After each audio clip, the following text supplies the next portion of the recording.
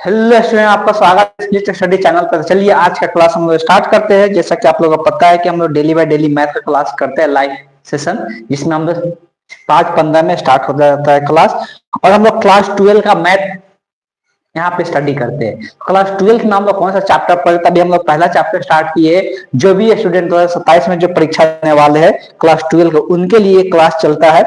तो जो भी बच्चे हैं वो जल्दी जल्दी जुड़ जाइए, तो हम लोग आज का सेशन स्टार्ट करते हैं। Good evening everyone. ओके, हम आज का सेशन स्टार्ट करते हैं।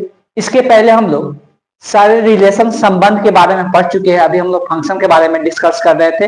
फंक्शन में हम लोग 1 ऑन 2 फंक्शन के बारे में डिस्कस कर रहे थे। क्वेश्चन भी डिस्कस कर रहे थे। 1.2 पर्सनॉलिटी का क्वेश्चन हम लोग डिस्कस कर रहे थे। और आप लोगों को बोले भी थे कि कुछ क्वेश्चन अपने से भी ट्राई करना है बनाने का। अगर उसमें कुछ नहीं बनता है तो फिर उसका सोल्यूशन हम लोग यहाँ पे देख लेंगे।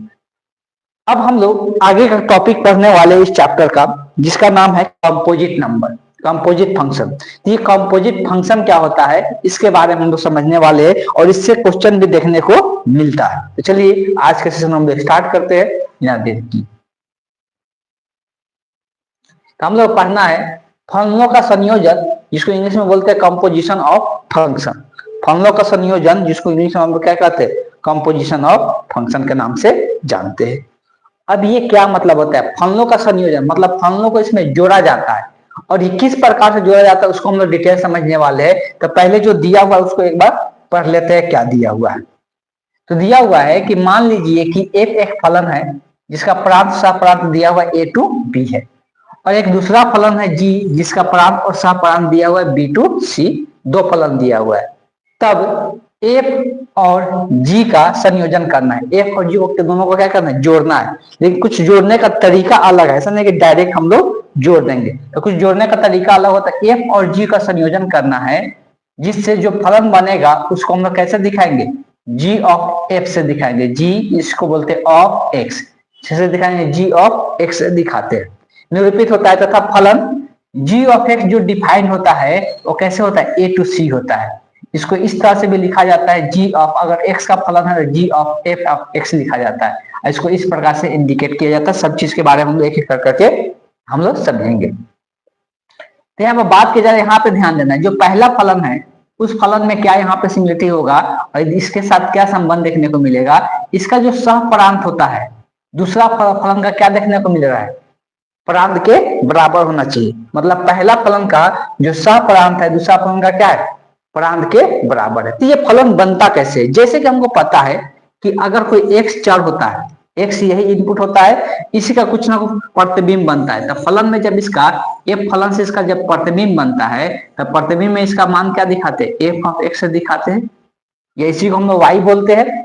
इसी को x का प्रतिबिंब जो बनता है उसको y कहते हैं, और इसी को हम लोग f ऑफ x से भी दिखाते हैं। तो f x का जो फलन बना क्या बना? f ऑफ x बना। अब f ऑफ x का जो फलन बनेगा वो कौन बनाएगा? g ऑफ x बनाएगा। अब ये इनपुट की तरह काम करेगा और यहाँ पर आउटपुट देगा। तो यहाँ पर ये x की जगह अब आ गया, मतलब g ऑफ x फलन बनेगा, ये x की जगह आ गया। देखिए यहाँ पर x था तो ब्रैकेट में यहाँ पे x लिखे थे। अब यहाँ पे g है फलन, तो पहले फलन लिखेंगे। अब फलन में अब यहाँ पर देखिए x था तो यहाँ पर x लिख दिए थे। अब यहाँ पर x की जगह क्या है? f ऑफ x है, इसके अंदर क्या लिखाएगा? f ऑफ x लिखा जाएगा। ये कहाँ से आ गया? इधर गया। तो यहाँ पर क्या लिखा जाएगा? f ऑफ x लिखा जाएगा। तो इस तरह से ये फलन डिफाइंड होता है। इसी को बोलते हैं कंपोजिट फंक्शन। यह इसको हम लोग फंक्शनों का संयोजन के नाम से भी जानते हैं। फिर से यहाँ पे ध्यान दे दें कि अगर यहाँ पे इनपुट के रूप में x था तो x का, अब देखिए यहाँ पर देखिए यहाँ पे जो इनपुट होता है इसको इनपुट बोलते हैं, मतलब इसका हम लोग बोलते हैं प्रांत। जो प्रांत का ये सहप्रांत होता है, तो ये प्रांत का सहप्रांत, ये x का जो फलन बनेगा f ऑफ x बन रहा है। अब देखिए इसी में जो इसका सहप्रांत था वो क्या बन जाता है? प्रांत बन जाता है। इसीलिए ये x का तरह काम करता है और इससे दूसरा फलन कनेक्ट होता है, जुड़ा जाता है। जो दूसरा फलन कनेक्ट होता है ये x का तरह काम करता है। यहाँ x की जगह पर यहाँ पर क्या आ जाता है? f ऑफ x आ जाता है। और यही जो फलन का निर्माण होता है इसको हम कंपोजिट फंक्शन बोलते हैं। इसको अलग अलग तरीका से भी दिखाया जाता है। और ये जो कंपोजिट फंक्शन बनता है इसका जो प्रांत बनता है, पहला फलन का प्रांत हो जाता है और जो दूसरा फलन का सहप्रांत होता है वो इसका सहप्रांत देखने को मिल जाता है। तो ये कंपोजिट फंक्शन को इस प्रकार से दिखाए, या इसको ऐसे भी लिखा जाता है, g of f of x भी लिखा जाता है, यही इसके बराबर होता है। तो इस तरह से हम लोग फलन को डिफाइन करते हैं और इसको कंपोजिट फंक्शन के नाम से बोलते हैं। ये हम लोग का संयोजन के नाम से भी हम लोग जानते हैं। अब इसको हम लोग समझेंगे, यहाँ पर लिखा हुआ है इसको बोलते हैं ऑल वैल्यू, मतलब सभी x के मान के लिए बिलोंग करना चाहिए a से, मतलब जितना भी यहाँ पर x वाला होगा वो सबके सब a से ही बिलोंग करना चाहिए, वो चीज यहाँ पर लिखा गया। तो ये फलन का मतलब समझ में आ गया। ये कंपोजिट फंक्शन होता है जिसमें दो फलनों का संयोजन होता है, जिसको हम लोग g ऑफ x से बोलते हैं। अच्छा, इसी को अगर पलट देते हैं, पहले f लिख देते हैं, बाद में क्या लिख देते हैं, g लिख देते हैं, तो f ऑफ g अगर निकालना होगा तो क्या हो जाएगा, f यहाँ पर क्या g ऑफ x हो जाएगा, यहाँ पर क्या हो जाएगा, g ऑफ x हो जाएगा। पहले यहाँ पर क्या हो जाएगा f, फिर इसके बाद g ऑफ x हमको देखने को मिल जाएगा। तो इसका उल्टा यहाँ पर दिखा सकते हैं, मतलब जो बाद में होगा वो अंदर में यहाँ पे लिखा जाता है। ठीक, तो x का जो फलन बना f ऑफ x, और जो f ऑफ x का फलन बना वो क्या बना, g ऑफ x बना, मतलब x की जगह रिप्लेस हो गया किससे, f ऑफ x से रिप्लेस हो गया। तो इसी को क्या बोलते हैं हम लोग, कंपोजिट फंक्शन के नाम से जानते हैं। चलिए अब इसको हम लोग समझेंगे, ज्यादा डिटेल में समझ में आएगा जब इससे रिलेटेड हम लोग कुछ क्वेश्चन करेंगे कंपोजिट फंक्शन से, तब जाके और हम लोग क्लियर समझ में आएगा। ये दोनों फॉर्मूला ध्यान में रखना है। आगे चलते हैं।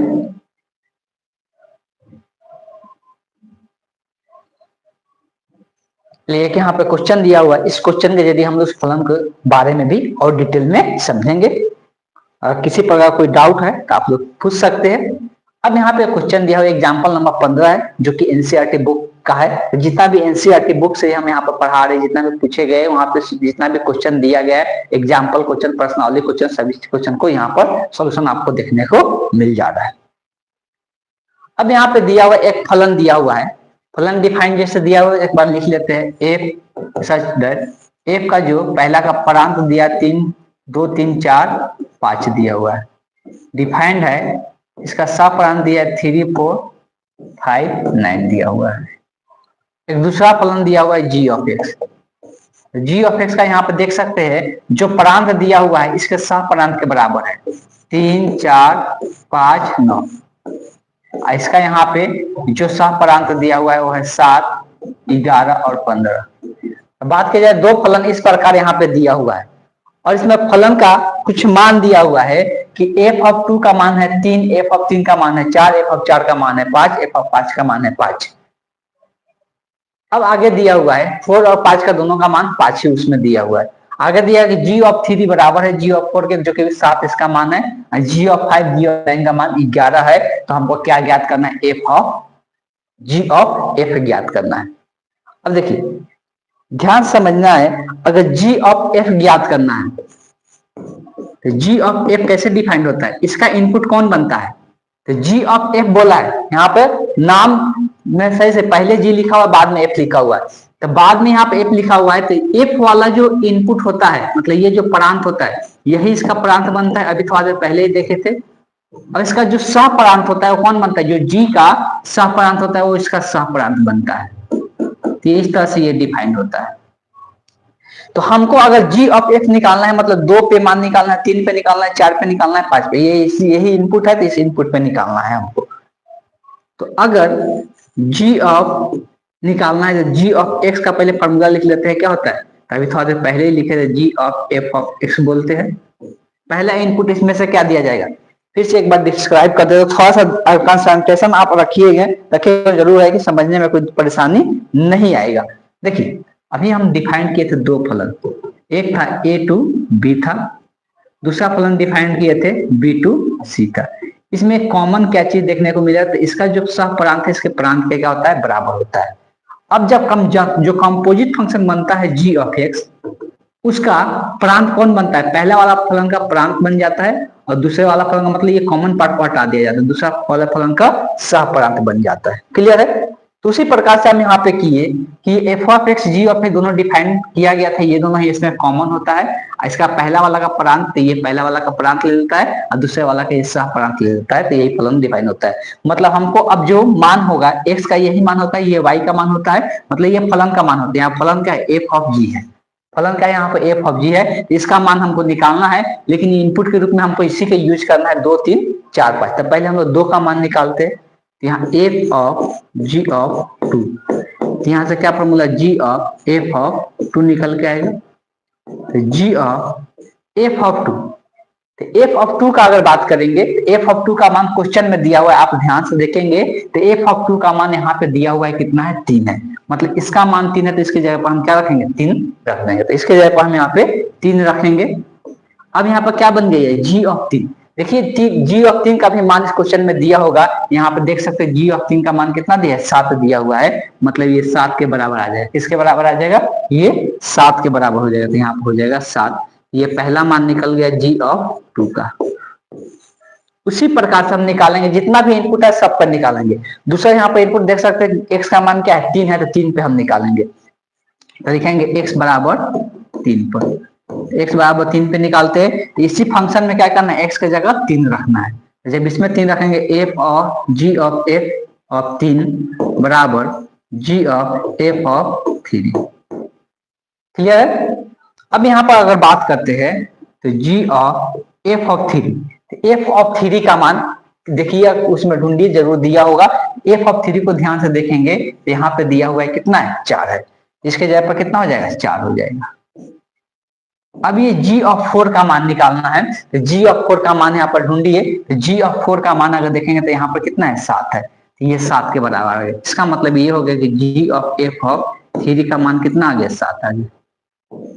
इसी प्रकार से सब निकालते जा सकते हैं। उसके बाद हम लोग निकालेंगे कितना पर, इसको समझाने के लिए मिटा भी सकते हैं, इसमें ये पार्ट नहीं है तो इसको हटा देते हैं।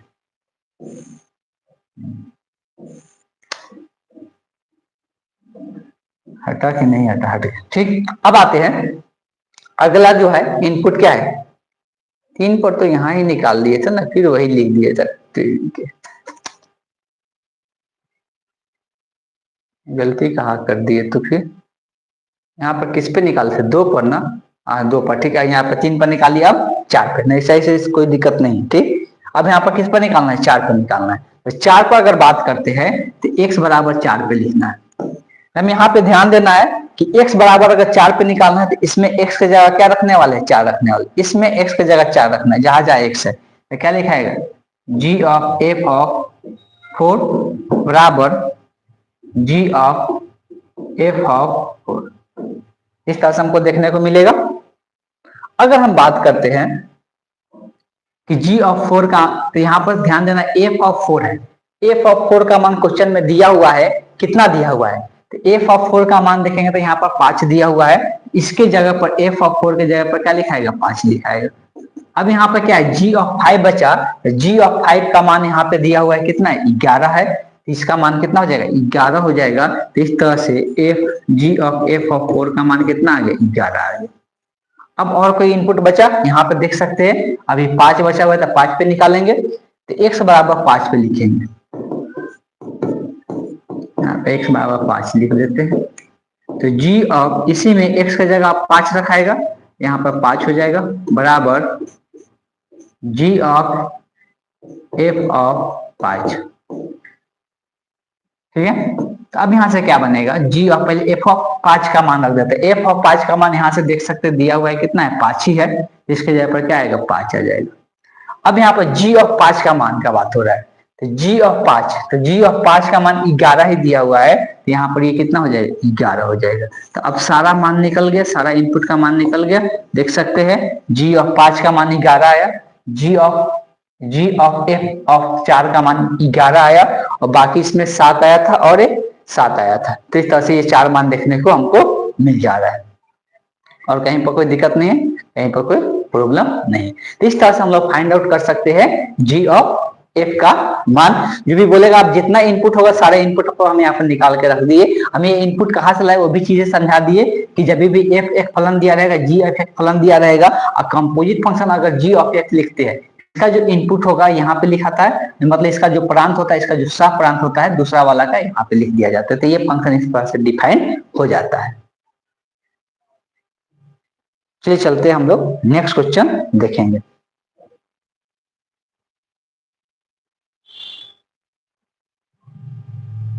चलिए अगला क्वेश्चन देखिए। क्वेश्चन को समझना है, बहुत अच्छे से समझ के हम लोग करेंगे।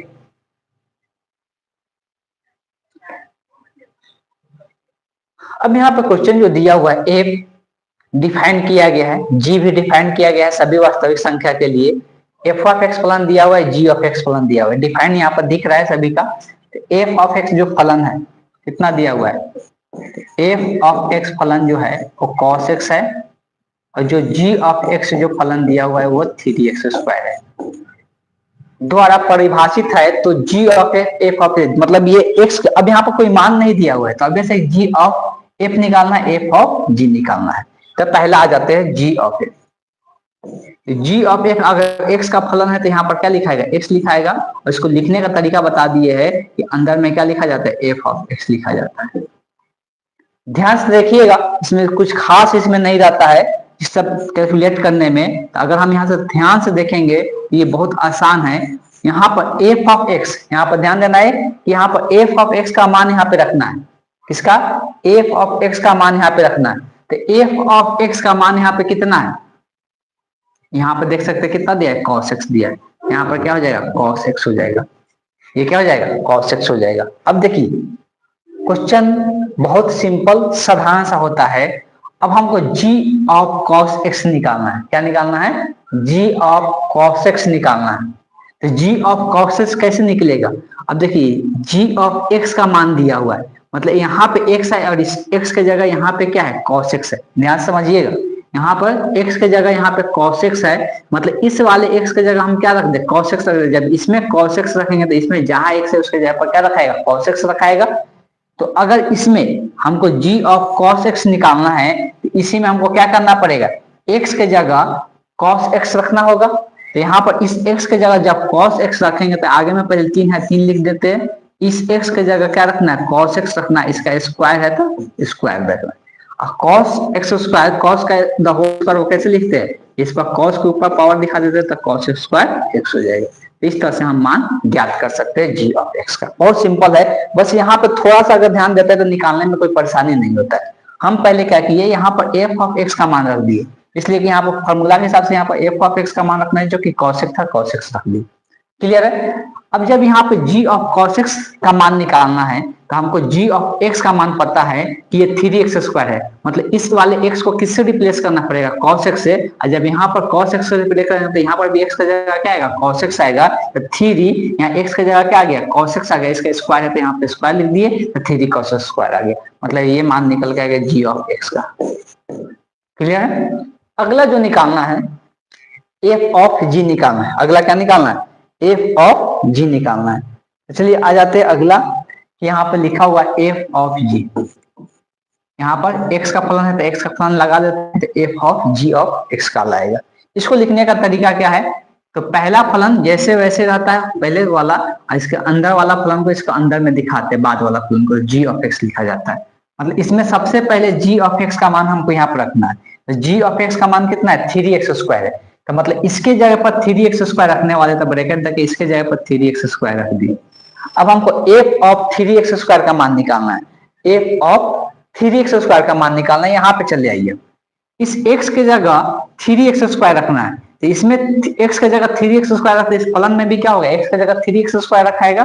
तो यहाँ पर पहले पूरा लिखेंगे, पहले cos है तो cos लिखेंगे, और इस x के जगह 3x² लिखेंगे, इसलिए कि यहाँ पर x है तो यहाँ पर x है, यहाँ पर 3x² होगा तो यहाँ पर क्या होगा, 3x² होगा। इस x के जगह 3x² हो जाएगा, तो ये मेरा मान निकल के आएगा g ऑफ x। अब ध्यान से देखना है, क्या ये दोनों बराबर है, सिद्ध करना था कि ये बराबर नहीं है, तो ऑब्वियस है कि दोनों एक दूसरे के बराबर नहीं आया है। लिख सकते हैं कि इसलिए g ऑफ f का जो मान आया वो f ऑफ g के बराबर नहीं है। ये हमको प्रूव करना था, देख सकते हैं बराबर नहीं आया है। क्लियर है, कोई डाउट तो नहीं है इसमें, इसमें किसी प्रकार का कोई डाउट नहीं होना चाहिए, बहुत सिंपल सा चीजें दिया हुआ है। अगर फिर भी कहीं पर कोई समझने में दिक्कत है तो आप जरूर पूछ सकते हैं।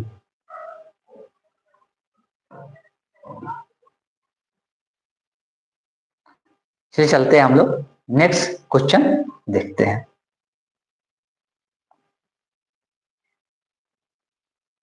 चलिए लंबा सा बड़ा सा क्वेश्चन देखने को हम लोग को मिल रहा है। एक फलन दिया हुआ है f ऑफ x जिसका डिफाइन किया गया है। डिफाइन हमेशा समझ में आना चाहिए कि कैसे डिफाइन किया गया, इसका मतलब क्या है।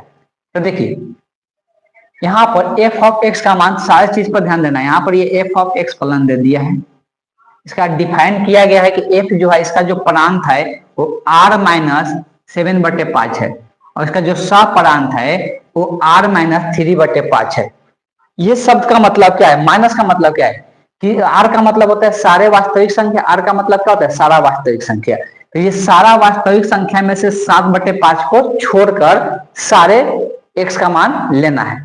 मतलब यहाँ पे जो प्रांत होगा उसमें सारा वास्तविक संख्या होगा लेकिन 7/5 को छोड़ के। वैसे इसका जो सहप्रांत होगा सारे वास्तविक संख्या होगा 3/5 को छोड़कर। क्लियर है? इसका कैसे डिफाइन किया गया है। दूसरा फलन पे आ जाते हैं। तो दूसरा फलन हमको दिया हुआ है जी ऑफ एक्स। ठीक है, तो कुछ बैठिए। दूसरा फलन यहाँ पे दिया हुआ है जी ऑफ एक्स।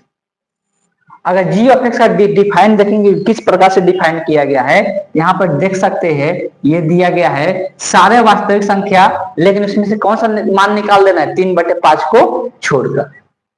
अगर हम लोग बात करते हैं इसका सप्रांत, यहाँ पर गलती लिखा गया है, यहाँ पे r माइनस होगा, यहाँ पर बताना है r माइनस 7/5 होगा। तो r माइनस 7/5 सारा वास्तविक संख्या 7/5 को छोड़कर। क्लियर है? तो इस तरह से फलन दिया हुआ है, तो सिद्ध करना है कि जो g ऑफ f आएगा वो i के बराबर होगा, जो f ऑफ g होगा वो i के बराबर होगा। i भी लिखा हुआ है। चलिए i भी इसलिए लिखा हुआ है कि एक यहाँ पर इनपुट एक आउटपुट के लिए दर्शाया जा रहा है, इसमें कोई बड़ी बात नहीं। ठीक, मतलब यहाँ पर डिफाइन भी कर दिया, जो ये इनपुट ले रहे हैं वो r है और जो आउटपुट ले रहे हैं वो b है, मतलब a है और b है। क्लियर? अब यहाँ पर हम लोग बात करते हैं, अब ये i का मतलब क्या है। जब इस फलन का मान निकाले और किसके बराबर आ जाए, x के बराबर आ जाए। जब ये f g ऑफ f निकाले वो भी x के बराबर आ जाए, या f ऑफ g निकाले वो भी किसके बराबर आ जाए, x के बराबर आ जाए, तो उसी को बोलते हैं कि ये क्या है, आइडेंटिटी फंक्शन है। क्या है वो? आइडेंटिटी फंक्शन होता है, जो अगर x के बराबर आ जाता है तो उसको आइडेंटिटी फंक्शन के नाम से हम लोग जानते हैं। ये 11वीं क्लास में भी ये भी पढ़ना था। वही चीज यहाँ पर लिखा भी है, इसका मतलब यहाँ पर दर्शा भी दिया कि IA का मतलब है कि x के बराबर आना चाहिए। वैसे ये IB का मतलब है कि वो भी क्या आना चाहिए, x के बराबर आना चाहिए। लेकिन जो यहाँ पर x बिलोंग करेगा वो b से, और जो यहाँ पर x बिलोंग करेगा वो किस से, a से। बस इतना ही दोनों में अंतर है।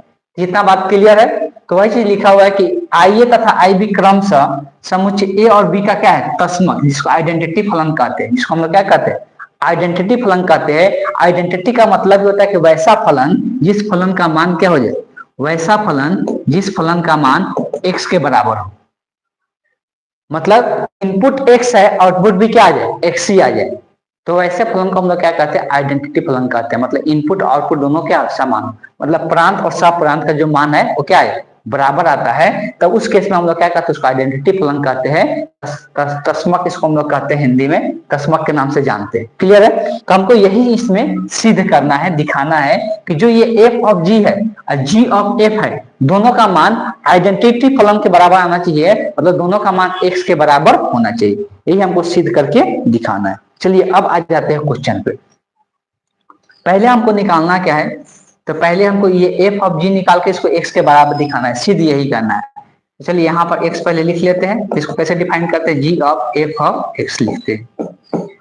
इसको समझने के लिए बहुत इत्मीनान से क्वेश्चन को समझना है, अदरवाइज गलती करने के चांसेस बन जाता है। अब देखिए यहाँ पर f ऑफ x का मान रखना है। f ऑफ x यहाँ पे दिया हुआ है, ये f ऑफ x है, इसके जगह पर यहाँ पे लिखाएगा 3x + 4 बटे 5x - 7। ये आ गया g ऑफ इतना, ये क्या आ गया, g ऑफ इतना। अब ये पूरा g ऑफ इतना के जगह यहाँ पर देख सकते g ऑफ x का मान ये दिया हुआ है। ध्यान समझिएगा, यहाँ पे अगर हमको g ऑफ इतना निकालना है तो इस x को रिप्लेस करके इसको यहाँ पे डालना पड़ेगा। मतलब ये जो x यहाँ पे दिख रहा है इसको पूरा उठाकर यहाँ पे डालना पड़ेगा। जब इस x के जगह इतना मान डालेंगे तो इसमें जहां जहां x है उसके जगह पर ये वाला मान डालाएगा, ये पूरा मान जहां जहां इसमें x है उसके जगह पर डाल। देखिए एक बार लिखते हैं, ध्यान समझना है, थोड़ा सा कलरिंग हम कलरिंग यहाँ पे करते हैं जिससे समझ में।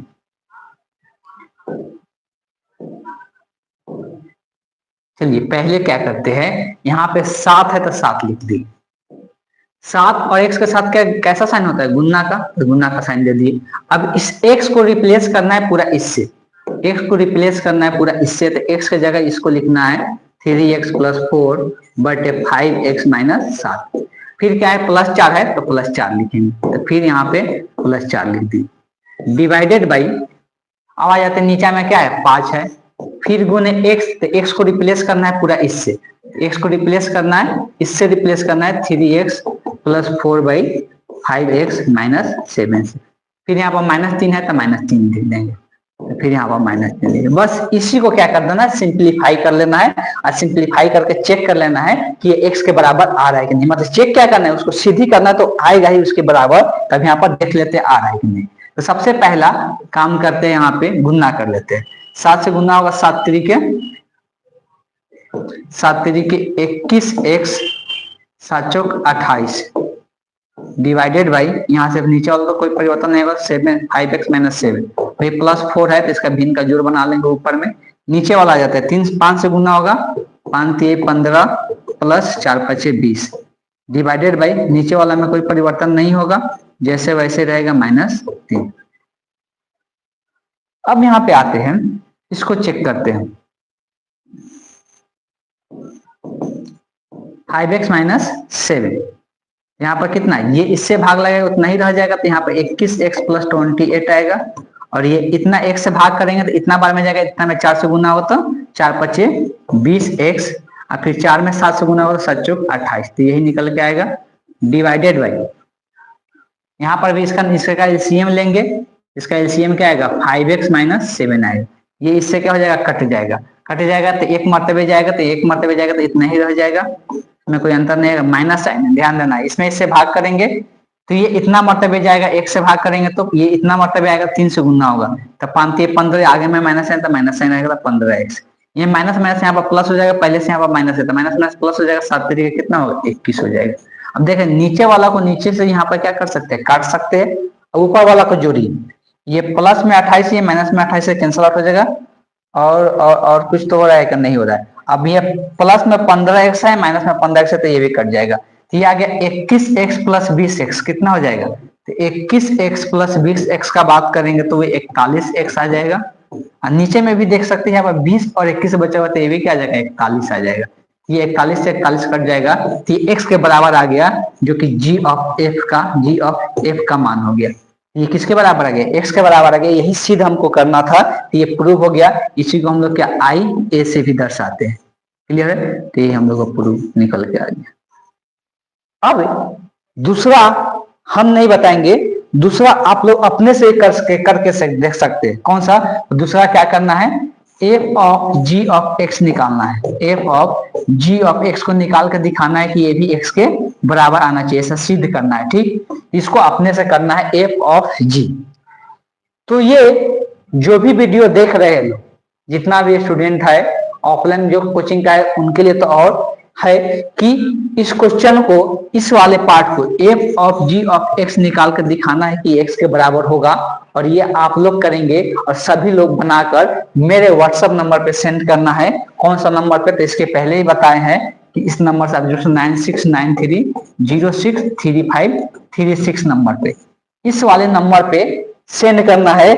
अगले क्लास के पहले सभी लोग इस क्वेश्चन को सेंड करेंगे कि f of g of x निकाल के x के बराबर दिखाना है, जैसे कि हम यहाँ पर g ऑफ f का मान निकाल कर दिखाए, किसके बराबर आया, x के बराबर आया, तो वैसे भी इसका भी मान वैसे ही निकलेगा, सेम तरीका होगा, तो इसको आप लोग खुद से कीजिएगा, क्लियर है, तो ये खुद से करना है। चलिए, तो आज के सेशन को हम यहीं पे रहने देंगे, नेक्स्ट क्लास में हम लोग आगे का और क्वेश्चन डिस्कस करेंगे। इसी से रिलेटेड कुछ क्वेश्चन हम लोग एग्जांपल और करेंगे, उसके बाद इसमें एक और अभी पढ़ना है फंक्शन, इनवर्स फंक्शन के बारे में पढ़ना है। इनवर्स फंक्शन हम लोग कैसे फाइंड आउट करते हैं, उससे भी क्वेश्चन देखने को मिलता है, तो हम लोग अगले क्लास में इनवर्स फंक्शन पढ़ेंगे। इसके बाद हम लोग बाइनरी ऑपरेशन के बारे में पढ़ने वाले हैं, उसके बाद ये चैप्टर एंड होगा। ये कभी 1.3 आएगा प्रश्नावली, उसके बाद 1.4 आएगा, तब जाके ये चैप्टर कंप्लीट होने वाला है। 12th में जितना भी चैप्टर है, सब चैप्टर में बहुत बहुत टाइम लगता है, ठीक, टाइम देकर पढ़ना बहुत जरूरी हो जाता है, इसलिए ये भी ट्राई करना है सारे बच्चे को, सारा जो प्रश्नावली का क्वेश्चन है वो सब बताना जरूरत ही नहीं है, सब बताने लगेंगे तो फिर टाइम ही नहीं बचेगा, टाइम ही खत्म हो जाएगा। तो इसलिए ट्राई करना है पर्सनॉलिटी का क्वेश्चन अपने से बनाने का, और उसमें जिसमें जिसमें डाउट रह जाता है उस क्वेश्चन को हम यहाँ पे क्या करेंगे, एक्सप्लेन कर देंगे। चलिए आज के सेशन को इसी के साथ एंड करते हैं, नेक्स्ट क्लास में हम आगे क्वेश्चन डिस्कस करेंगे।